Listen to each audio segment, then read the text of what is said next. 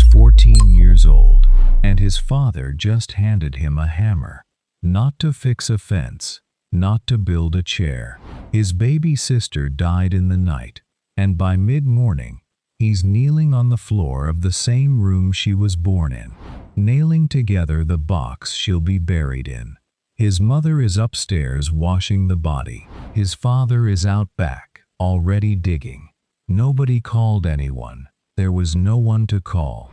For most of human history, in almost every culture on Earth, this is what death looked like. Your family died in your house, and your family buried them. No stranger touched the body. No stranger decided how it was done.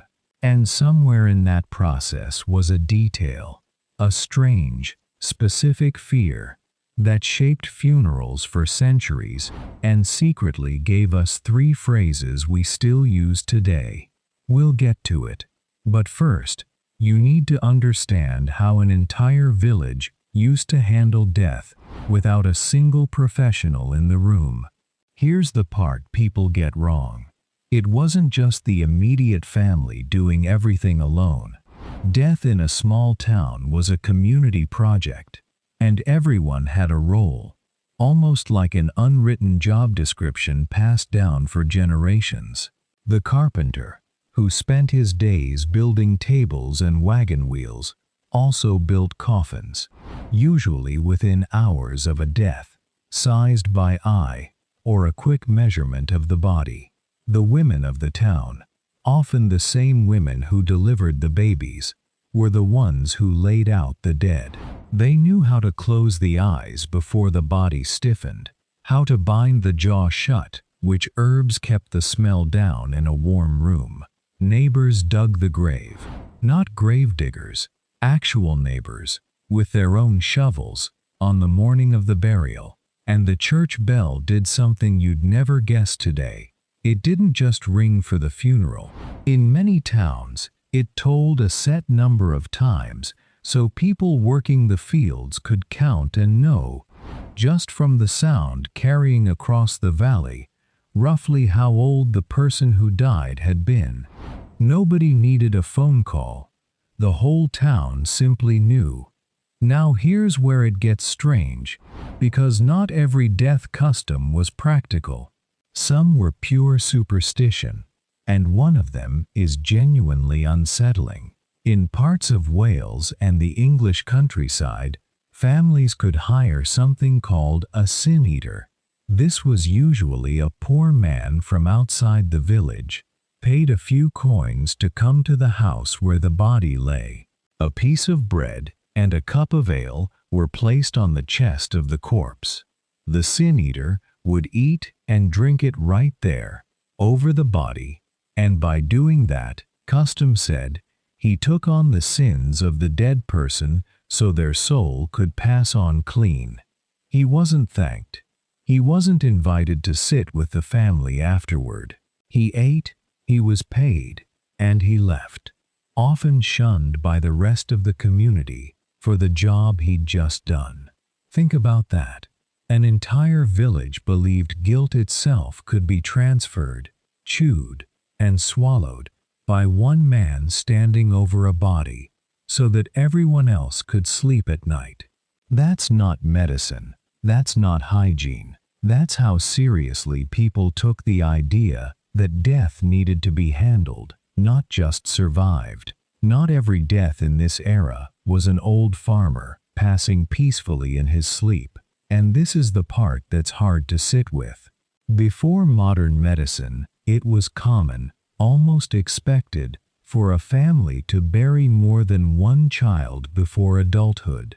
Diphtheria, scarlet fever, and whooping cough moved through farmhouses fast, and when they did, they often didn't take just one child. Some families buried 2 or 3 siblings within the same week. And the parents did all of it themselves. The mother who had sewn her daughter's christening gown was, a few years later, sewing the same daughter's burial dress. The father who built his son's first crib sometimes built that same son's coffin.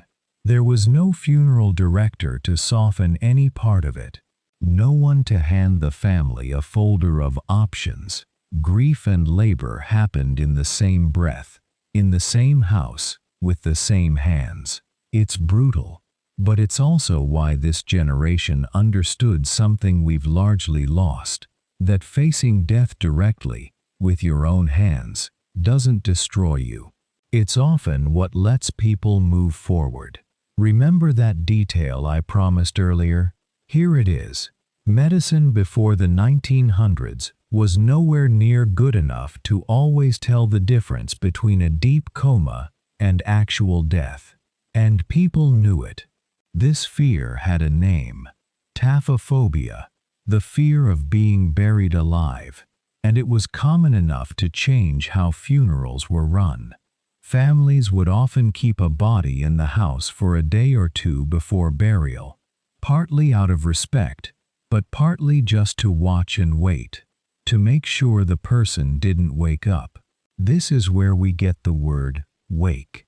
Some families paid someone to sit up all night next to the body for this exact reason, watching the graveyard, watching the corpse, which is very likely where the phrase graveyard shift comes from.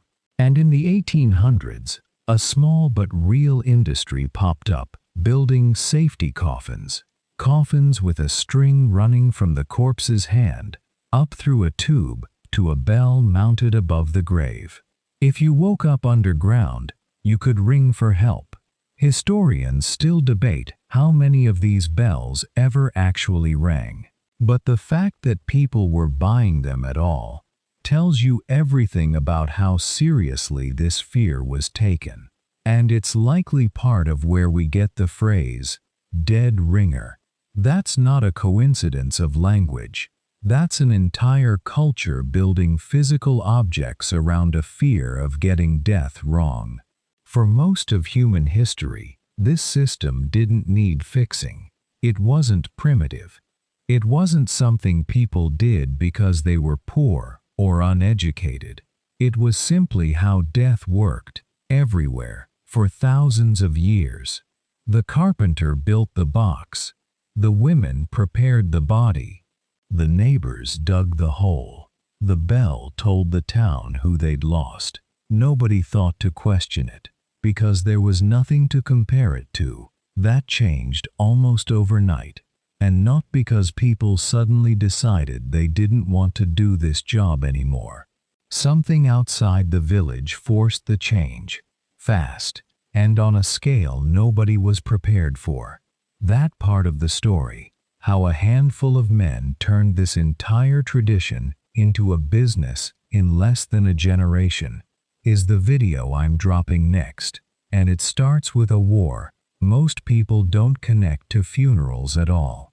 That 14-year-old boy with the hammer didn't feel like he was doing something tragic or strange.